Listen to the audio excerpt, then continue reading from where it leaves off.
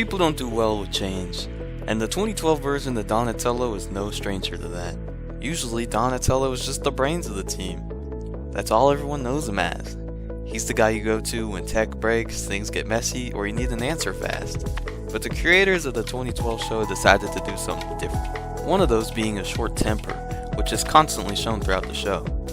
But the biggest and most drastic thing they did was giving him a crush on April O'Neil. This also gave Donnie a bit of a loving and awkward side to him. The relationship was weird and fans didn't really like it. But was Donnie himself that bad? Well, join me today as we take a deep dive into the 2012 version of Donatello. Donnie was voiced by Rob Paulsen, who also voiced Raphael in the 1987 series. This casting was well received because he felt familiar and brought in some nostalgic fans. So hey, everyone was in love with Donnie at first, right? But the very first episode split some people down the middle. When we first meet Donnie, he seems like the usual version we're used to. He's slim, nerdy, gadget-loving guy we're all used to. But then the turtles see a girl and her dad getting kidnapped. The girl he sees is April O'Neil, and he immediately falls in love with her.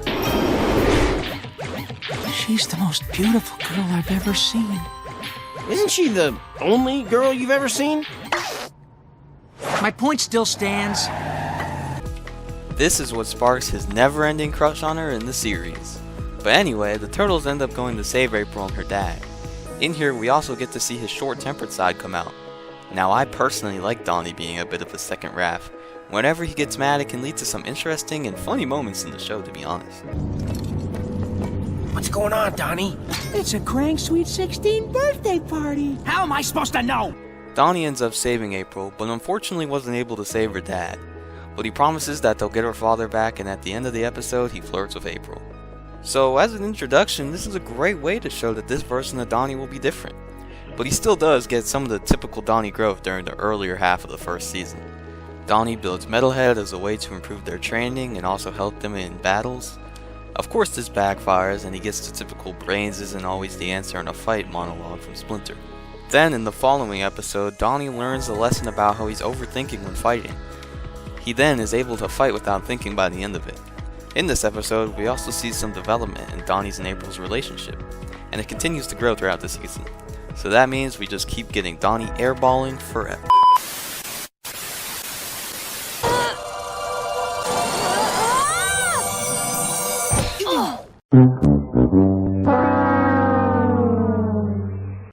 It's not funny, Raph.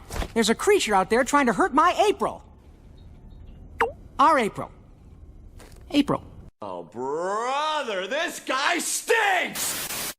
Donnie and his brothers end up becoming too cocky after defeating some low-tier villains, but the Shredder wakes them up back into reality.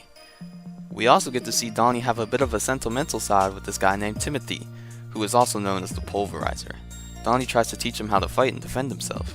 This eventually leads to him joining the Foot Clan and getting his one wish, which was to become a mutant. This backfires and causes him to become a giant blob of mutagen.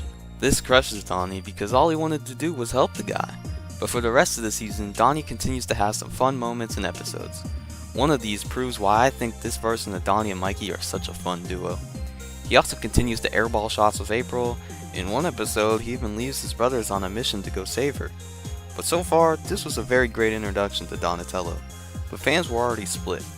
But Season 2 was about to make a major shift in Donnie's character. At the start of Season 2, the Turtles try and stop the Krang from giving Shredder a batch of mutagen. This completely backfires though, and they end up turning April's dad into a giant bat. April gets furious and says she never wants to see them ever again. This crushes Donnie and leaves him very hurt by the end of the episode. Following this blowout between the Turtles and April, we get a very important piece in the April and Donnie saga, as we get introduced to Casey Jones. April starts studying with him and hanging out with him more often. This causes Donnie to go crazy over April, and eventually he talks about her so much that it causes Timothy, aka Mutagen Man, to go out and attack her. The Turtles are able to stop him, but now he's stuck as a frozen piece of ice. Donnie promises to turn him back by the end of the episode. Heh! Well, that never happened. But this episode is huge for Donnie because now he lost April and he lost the only person that would actually listen to him about it. But Donnie continues to stalk April until one day she actually does need the help of the Turtles. Donnie and his brothers come and save her, and at the end of the episode, April thanks him and makes amends. Donnie even gets a big hug and kiss at the end of the episode too. But following this, Donnie is completely dedicated to making a retro mutagen for April's dad. Eventually, after days of work, they're able to turn her dad back. During this time, Casey Jones has also officially joined the team, and this starts the love triangle between the three, which can get awkward at times, but whenever they work together, it's great. In the season 2 finale, Donnie shows off his angry side by beefing with Leo over what to do when the Krang attack. This is something I want to note on. It's weird, but this version of Leo and Donnie were always beefing. I'd say Leo surprisingly had more close moments with Raph than Donnie. Anyway, the turtles end up having to retreat to the farmhouse. It's here where we get a very important episode in Donnie's character development. I'm talking about the episode A Foot Too Big. In this episode, Bigfoot, who yes, is a girl, ends up having a crush on Donnie.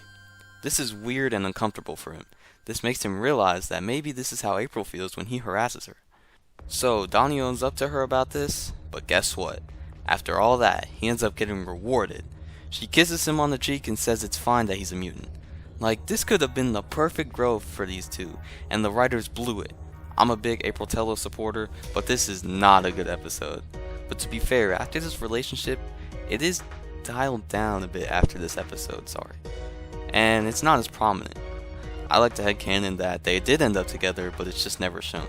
Donnie also has some good growth with Casey during the farmhouse arc in the episode Race with the Demon. And finally, Donnie, just like his brothers, goes on the Vision Quest, where he learns to be strong just like the mountains. And once the turtles get back to New York, all Donnie focuses on is the retro mutagen to turn Karai and everyone back into humans. Donnie works hours and hours, and eventually does end up turning everyone back. After this, the Earth gets sucked up and the turtles have to go into outer space. To be honest, Donnie doesn't do a heck of a lot. I mean, up to this point he's completed his arc already, if you even want to count that. He gets captured by Don Vizioso once. He also gets completely shattered by April, but comes back at the end, which I'd say this is the final significant episode in their relationship. Of course, Master Splinter dies, which is a wake-up call for all 4 turtles, and the turtles do end up defeating Shredder. We also get to see more of that angry, vengeful Donnie side, and him and Leo arguing again.